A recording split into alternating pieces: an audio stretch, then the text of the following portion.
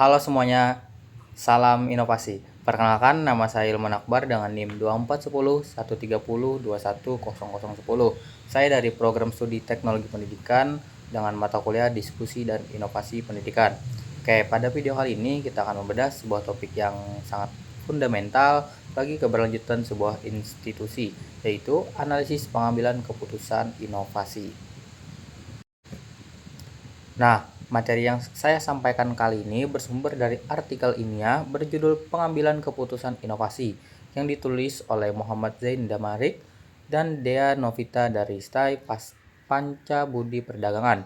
Artikel ini telah dipublikasikan di jurnal At-Tarbiyah pada bulan April 2025. Nah, apakah kalian tahu? Dalam era perubahan yang sangat kompetitif ini, inovasi bukan lagi sekadar pilihan atau tren sesaat.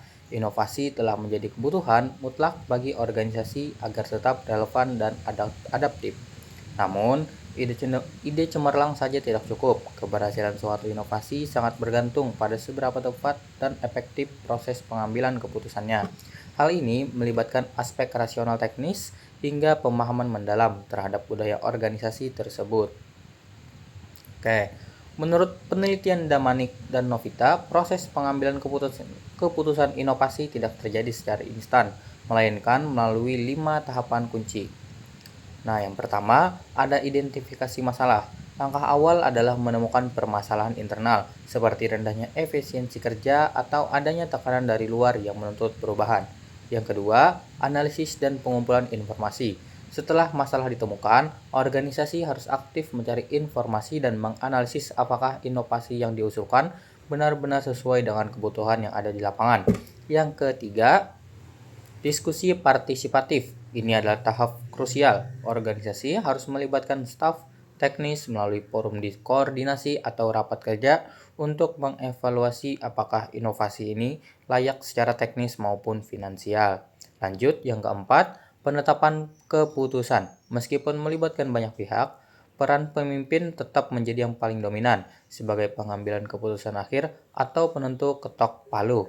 Nah, yang terakhir, yang kelima, implementasi dan konfirmasi. Setelah disetujui, inovasi tersebut diterapkan dan terus dipantau perkembangannya.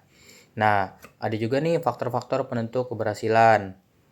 Sebuah organisasi mengadopsi inovasi sementara yang lain gagal terhadap 5 faktor utama yang mempengaruhinya. Nah, jadi ada 5 faktor utama yang mempengaruhi.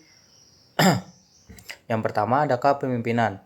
Gaya pimpinan yang terbuka, partisipatif, dan transformasional.